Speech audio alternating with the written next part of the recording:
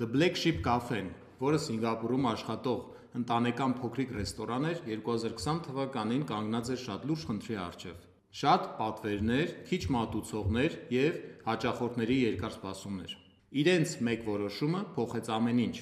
Բարև ձեզ, ես Գրիգոր Նեմսեմիրջյան, G-Design ընկերության հիմնադիր տնօրենը։ Ինչպես հասկացաք, այսօր կխոսենք QR մենյուի կիրառելիության և օգտակարության մասին,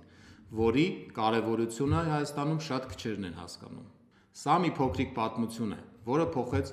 ռեստորանային ողջ ոլորտը, և ինչ արեցին նրանք։ The Black Sheep Cafe-ի սեփականատերը ստացավ առաջարկ QR մենյու ներդնելու,